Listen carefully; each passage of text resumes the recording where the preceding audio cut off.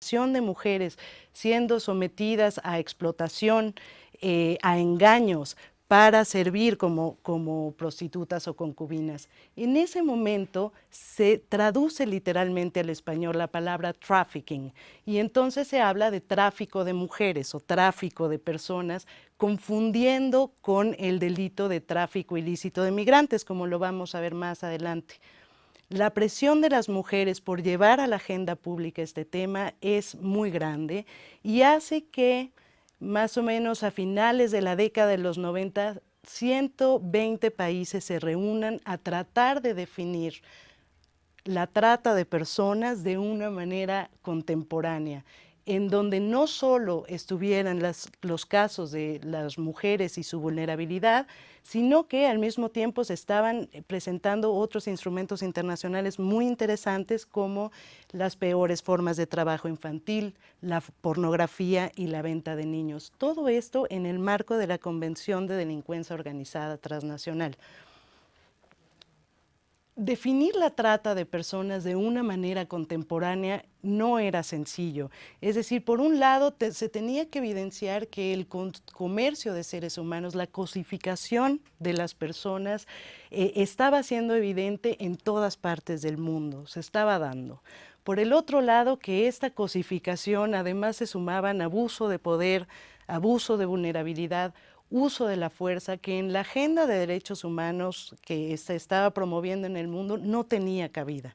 Finalmente, se asocia, por estar parte del convenio de delincuencia organizada transnacional, se asocia este fenómeno con el crimen organizado, con la delincuencia organizada, que es la concertación de 3 personas como mínimo en un periodo de tiempo para actuar. Y se tenía que visibilizar que la trata de personas no solo era explotación sexual, sino que también había prácticas esclavistas, prácticas análogas a la esclavitud en el servicio doméstico, entre grupos indígenas y trabajo forzado. También había que poner en evidencia que no solo implicaba movilidad internacional, es decir, que aunque estaba enmarcada en una convención mundial, también había trata al interior de los países. Se llegó entonces al protocolo para prevenir, reprimir y sancionar la trata de personas, especialmente mujeres y niños, también conocido como Protocolo de Palermo, aprobado en el año 2000. Este protocolo entonces por primera vez define la trata de personas, que es una definición sumamente compleja, que ha costado muchísimo a la comunidad internacional entender y sobre todo aplicar, y que para mayor facilidad se divide en 3 elementos. Por un lado son las conductas, que es la captación, el transporte, el traslado, la acogida y la recepción de personas.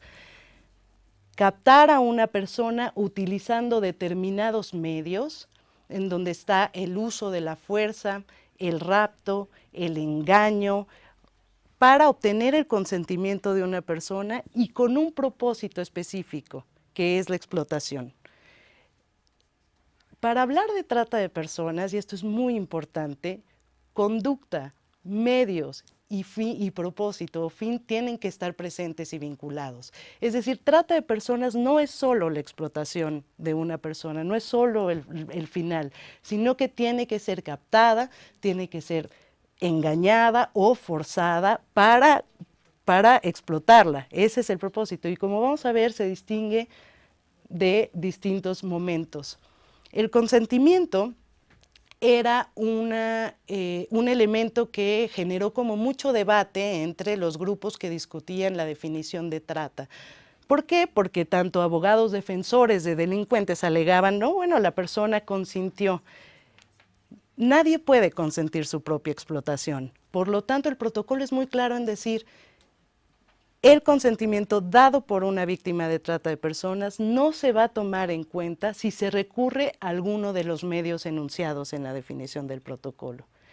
Y también dice que en el caso de las personas menores de edad, los menores de 18 años, el consentimiento no existe, no es válido. Es decir, los niños no pueden consentir. Por lo tanto, no se requiere de los medios para hablar de trata, basta con que se dé alguna de las conductas, ya sea la captación, ya sea la acogida o la recepción, con el propósito de explotar a esa persona menor de edad en sus distintas variables y sus distintas formas para hablar de trata de personas. Esto es muy importante porque entonces toda la explotación sexual comercial infantil es trata de personas. La siguiente, por favor. Es importante entonces tener en cuenta en esta definición algo que ha costado muchísimo trabajo en la aplicación nacional, no solo de México, sino de todos los países, que en el caso de personas adultas tiene que haber una conducta, tiene que haber un medio y el propósito tiene que ser la explotación. Es decir, los tres elementos tienen que estar presentes y vinculados. Si no, estamos hablando de otro delito, no estamos hablando de trata de personas. Aunque subraya especial atención a las mujeres y a los niños por su situación particular de vulnerabilidad, se nos olvida muchas veces que los hombres también pueden ser víctima de trata de personas. Es decir, la definición habla de personas y dice atendamos especialmente a las mujeres y a los niños, pero no dejemos considerar a los hombres, por ejemplo, en el sector laboral y de trabajos forzados, que también pueden ser víctimas, pero también en el sector sexual. Y esto está completamente invisibilizado en muchos países.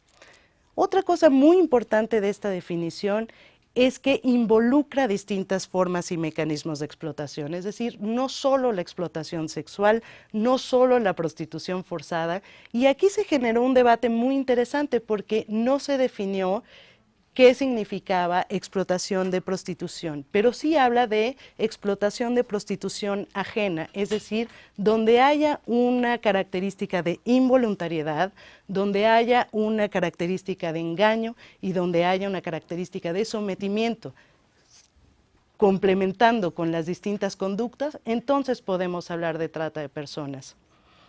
Otra cosa muy interesante de esta definición es que no menciona, como ya lo comenté, la necesidad de traslados internacionales, sino que la trata también puede ser interna, es decir, puede ser llevada de un estado a otro, de una entidad a otra dentro del mismo país. Aquí hay un tema que ahorita está muy relevante, que es, se necesita la movilización de la gente para hablar de trata de personas. Y el debate se está centrando más bien en un tema de desarraigo, es decir, no se mide en kilómetros de distancia, sino en llevar a la persona en un lugar donde carezca de sus redes de apoyo, de su manera de pedir ayuda, como un objeto de control. Y otra vez repito, la trata de personas no es un hecho delictivo aislado. No es explotación solamente, sino que se va componiendo de distintos momentos que pueden involucrar a más de un delincuente. Pero incluso habla el protocolo de la tentativa, que es muy interesante. Es decir, uno puede calificar de trata de personas sin haber llegado al propósito final, la explotación. Uno puede detectar a una posible víctima de trata durante el momento de captación, que fue por engaños o por secuestro, ¿no? O en el traslado antes de llegar a la explotación, siempre que se compruebe el propósito del mismo. Otra cosa, esto es muy, muy importante, la trata de personas no es tráfico humano. Se le toma generalmente como sinónimos, los medios de comunicación muchas veces hacen esta confusión, pero trata de personas y tráfico humano no son lo mismo. Hay cuatro elementos que nos ayudan a ver las diferencias, que son muy importantes. Por un lado está el elemento del consentimiento. El tráfico de migrantes o el tráfico ilícito de migrantes tiene el consentimiento del migrante que va a cruzar la frontera. Es decir, él hace su negociación con el pollero, a menos que sea un niño, una persona menor de edad. Entonces, el papá hace la negociación con el pollero para que lo crucen la frontera. En el caso de la trata de personas hay un consentimiento viciado, hay un engaño. Y eso es un elemento fundamental. O hay coerción, o uso de la fuerza, o secuestro. Otro elemento fundamental es la transnacionalidad. Es decir, En el tráfico ilícito de migrantes siempre hay un cruce de fronteras. Y ahí termina la relación con el traficante o pollero. Siempre que te cruza la frontera, ahí llega. Se pueden, generalmente sin documentos o con documentos falsos.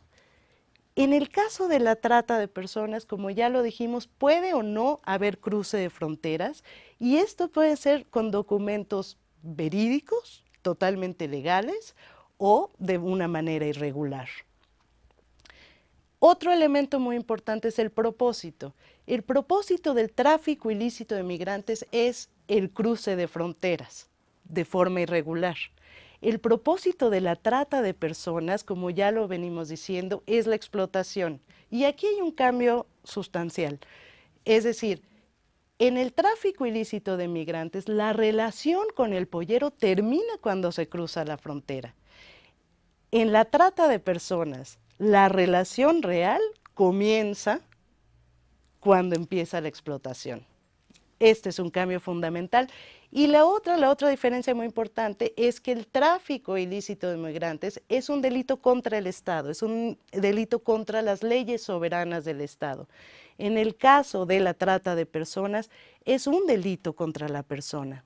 Ahora, como vemos, están estas diferencias fundamentales, pero en muchos casos puede iniciar, por ejemplo, y por eso está la gran confusión, puede iniciar siendo tráfico ilícito de migrantes, tal y como lo plantea el protocolo contra el tráfico, y terminar siendo trata. En un país como el nuestro, que es un país que está entre Centroamérica y Estados Unidos, donde hay una migración de tránsito muy importante, esto no se debe perder de vista. Es decir, y aquí encontramos una conjugación de delitos. Inicia como tráfico, termina como trata.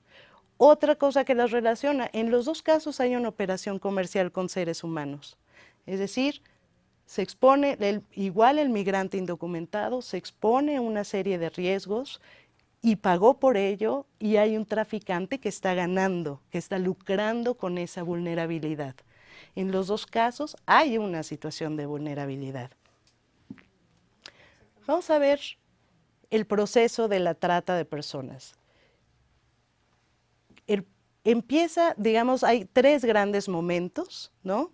No es un proceso lineal, esto puede ir variando, como en estos casos que inician con tráfico y terminan con trata, pero un poco para comprenderlo mejor, hay un elemento de captación o enganche en el lugar o país de origen de esta persona. Puede pasar por puntos de tránsito, pueden ser distintos estados. Conocemos casos en México que, por ejemplo, la captación es en Chiapas, pasan y empieza la explotación, de hecho, en Tlaxcala, Puebla y Tijuana, y finalmente hay un país o lugar de destino que puede ser, supongamos, Nueva York, en Estados Unidos, como casos famosos que ya se han evidenciado. Otra cosa muy interesante de este proceso de la trata de personas es que la coerción y muchas veces la explotación se empieza a dar en los países o lugares de tránsito y justo es en el momento en el que la víctima ya está en una situación básicamente de dependencia, mucho más si está en un país donde no habla el idioma, no conoce cómo funciona o desconoce la cultura. El otro tema muy importante en esta lámina del proceso de trata que no podemos olvidar es la lógica de mercado. Esto funciona como una oferta y demanda. Siempre los lugares o los puntos de destino es donde se está demandando esta gente, digamos, para hacer trabajos forzados a muy bajo precio, sin salario, sin condiciones o explotación sexual. La siguiente, por favor. ¿Cómo opera la trata de personas? Está el enganche o la captación como un primer momento y además de la coacción, el uso de la fuerza o el secuestro, tenemos el engaño, que es quizá uno de los modos más comunes. Hay tres tipos de engaño y aquí por eso la definición del protocolo habla del consentimiento. Por un lado está el uso total del engaño, es decir, a la persona se le engaña qué es lo que va a hacer en el otro país y cuáles serán las condiciones. Y otro, que es bastante más complicado de comprobar, es el uso parcial del engaño. La persona a lo mejor sabe en lo que va a trabajar, pero se le engaña sobre las condiciones de trabajo. Es decir, tú vas a trabajar de entretenedora, por ejemplo, pero no le dicen que va a estar privada de su libertad, no le dicen que va a haber violencia, no le dicen que va a trabajar de 18 a 20 horas diarias sin alimentación o con poco o ningún pago y sin libertad, ¿no? Y esto es muy importante. Lo mismo, por ejemplo, en los trabajos agrícolas. Pueden ser contratados, y lo quiero otra vez tropicalizar a México, en las ferias de empleo agrícolas, muchos mexicanos para ir a los campos de California y saben que van a trabajar en un campo agrícola, saben que a lo mejor están entrando sin los documentos necesarios, pero no saben que van a tener trabajos sin protección, sin cuidados a su salud, sin horas libres o días libres, sin libertad. Es decir, muchos de ellos no regresan a su casa y con una violencia tremenda. En el caso del transporte o traslado, o como ya lo mencioné, el desarraigo, bueno, este se puede dar en todas las formas. Pueden ser clandestinos, pueden ser abiertos, pueden usar documentos perfectamente legales, pueden usar documentos falsos, etcétera. Y la explotación, como lo vamos a ver más adelante, hay distintas formas. Otra vez, el tema de la oferta y demanda es muy importante. Es decir, es muy importante para la parte de persecución del delito. Es muy importante también en el lado de la oferta para ver quiénes son, quiénes pueden ser posibles víctimas de trata o quiénes están en una situación de vulnerabilidad mayor a hacerlo y entonces hacer estrategias y políticas que ataquen ese frente. Otra vez, si vemos este modo de operación de la trata, si vemos esta lámina, pues podemos ver generalmente, más de un delincuente involucrado. Quien capta, el último informe, por ejemplo, de la Oficina de Naciones Unidas para las Drogas y el Delito, demuestra, por ejemplo, que en la captación o en el grupo de delincuencia la presencia de mujeres es altísimo, como casi en ningún otro delito, ¿no? Quien capta, quien falsifica los documentos, quien hace el transporte o el traslado, ¿no? Quien paga para el viaje, quien patrocina, como se puede llamar, que generalmente está en el país del destino, quien administra, es un proceso que incluso requiere una investigación mayor al momento de de perseguir el delito o hacer procuración de justicia. Hablamos entonces que hay una serie de mecanismos y sectores que pueden estar, donde puede estar presente la trata de personas y no solo la prostitución forzada o la explotación sexual en pornografía, por ejemplo, ¿no? Que generalmente se le da muchísima visibilidad. Podemos encontrar esta situación, por ejemplo, en el sector laboral, en fábricas, en maquiladoras, en campos agrícolas, en la industria del entretenimiento, en las actividades relacionadas con el cuidado de niños o personas de la tercera edad, en el servicio doméstico. Podemos encontrar también trata de personas en la prostitución forzada, pero en los embarazos forzados también, ¿no? Podemos encontrar en lo que se llama las prácticas análogas a la esclavitud, ¿no? Y hay una convención sobre ella que muchas veces están relacionadas con prácticas religiosas o culturales. En México se habla, por ejemplo, pues de estos casos en comunidades indígenas donde se intercambia a la hija a una muy corta edad para someterla a matrimonio forzado, ¿no? No voluntario. También en el tráfico de órganos, en la extracción de órganos, y aquí es más bien, tiene que ver más bien con la recepción o concesión de pagos para obtener el consentimiento de una persona para quitarle un riñón. Básicamente se venden en el mercado negro. Y ya se tienen las pruebas y ya se tiene dónde va a ser la colocación y se revende a precios mucho, mucho más altos, ¿no? Y prácticas esclavistas, servidismo, por ejemplo, ¿no? En México, por ejemplo, se tipifica la servidumbre por gleba en el campo, ¿no? El trabajo ajeno en un campo sin ningún derecho a obtener esa parte de tierra. Entonces, ¿qué nos exige esto? Nos exige ver la trata de personas como un tema mucho más global, como un tema mucho más abierto, dejar atrás nuestra concepción muy arcaica y muy poco aplicable de la trata de blancas que se sigue hablando, y tratar sobre todo de visualizarlo no solo como un problema migratorio, sino que puede estar a la vuelta de la esquina, que está presente en tu propia comunidad. ¿Cuáles son las que se han visto como las causas generales de la trata de personas? Yo le llamo pobrezas, no pobreza económica necesariamente. No tienes que ser pobre para ser una víctima o susceptible de trata.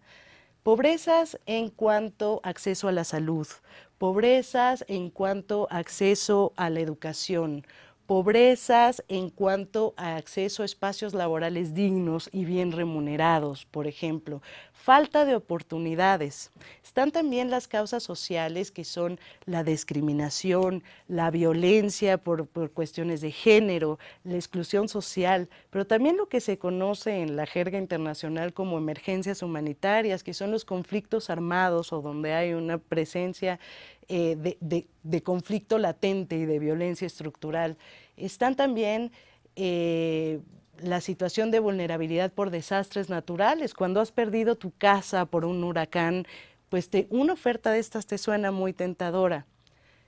Y la vulnerabilidad en los trabajos preparatorios para hacer el protocolo contra la trata de personas se remite más bien a esta situación en la que no puedes negarte a la oferta tentadora que te están dando. Es decir, no tienes más oportunidad realista más que acceder a una oferta muy tentadora que te están dando, por lo que quieras, por una situación socioeconómica compleja, por falta de información, pero te pone en una situación de oferta, digamos, de oferta en el mercado capaz de que un grupo de delincuencia o una persona te venda y te revenda y te revenda hasta que seas inservible. Es un tema bastante cruel y creo que lo estoy diciendo en términos crueles, pero en muchos casos es así. Y por el otro lado están las causas criminales. Un aumento de la delincuencia, es decir, los grupos organizados o no han visto en esto un terreno fértil, deficiencias jurídicas en la aplicación, corrupción e impunidad. Básicamente estas son. ¿Cuáles son las consecuencias de la trata de personas? Pues yo creo que lo podemos ver en distintos niveles. Por un lado son las consecuencias globales, digamos, un problema que afecta a millones de personas, que está equiparado con los otros dos grandes movimientos de delincuencia organizada que son, o delitos, que son el narcotráfico y el tráfico de armas, con la gran diferencia que estamos hablando de seres humanos que se revenden una y otra vez y por lo tanto es difícil medirlo, nadie lo ha podido medir hasta ahora, ser muy lucrativo. Por el otro lado, genera grandes ganancias, como lo digo, y habla también de un desorden de valores muy importante. Es decir, cuando somos capaces de vendernos unos a otros para comprarnos unos tenis Nike o para tener una casa grande, estamos distorsionando un poco nuestras prioridades como humanidad.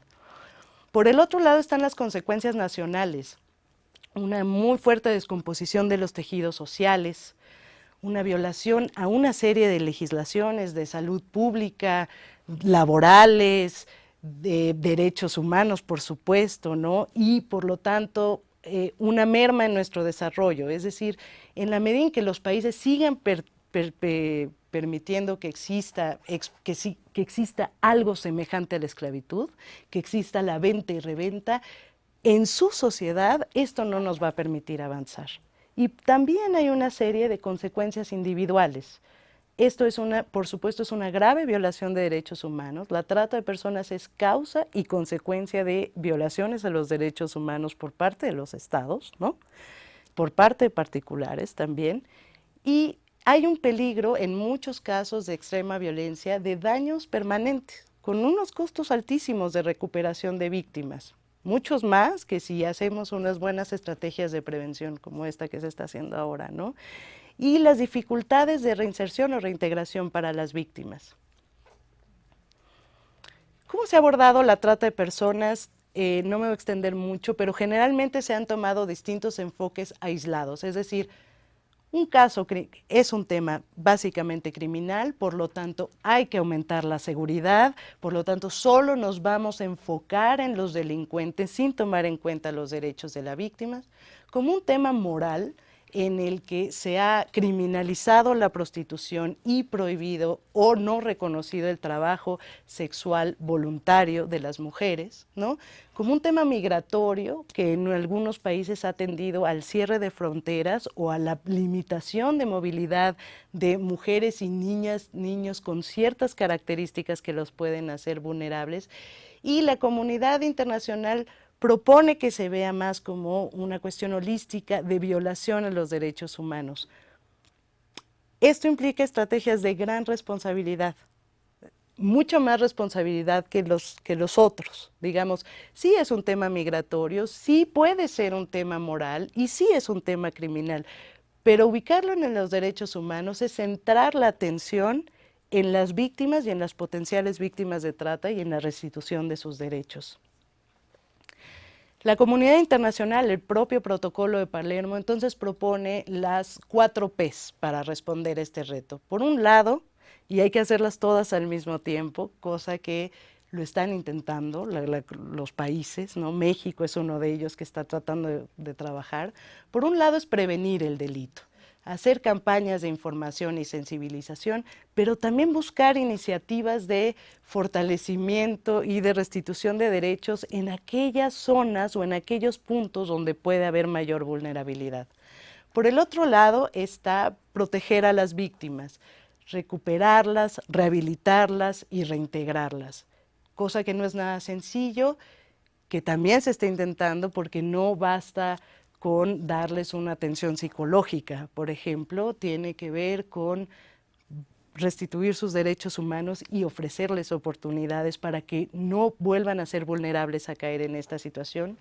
Está también la procuración de justicia, que tiene que ver con leyes, pero también tiene que ver con la aplicación de la ley y tiene que ver con establecer estrategias de investigación y la promoción de alianzas. ¿Qué quiere decir esto? Cooperación y coordinación. La delincuencia organizada, por eso se llama delincuencia organizada, porque actúa organizadamente, muy organizadamente, para poder movilizar a personas desde Ucrania y traerlas, por ejemplo, a México o llevarlas a Colombia. ¿Qué requiere? Requiere toda una infraestructura muy organizada y coordinada. Bueno, pues la respuesta para su combate o para hacer frente tiene que ser igual, tiene que ser coordinada y tiene que ser organizada. Se está apelando por el intercambio de información y mejores prácticas y siempre teniendo eso en el centro de estas 4 Ps, los derechos humanos de las víctimas y las posibles víctimas de trata de personas. No me voy a extender mucho más, quiero nada más mencionar cuáles han sido los avances en México. Por un lado, México ratificó el protocolo, es parte desde 2003.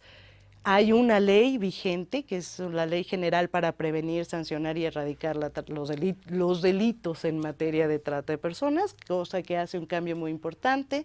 Se estableció la Comisión Intersecretarial que reúne a 16 instancias de gobierno federal para abordar este tema y se reúnen periódicamente, están trabajando en el modelo de atención a víctimas y sobre todo están trabajando en cuáles podrían ser los mecanismos de coordinación intra e interinstitucional.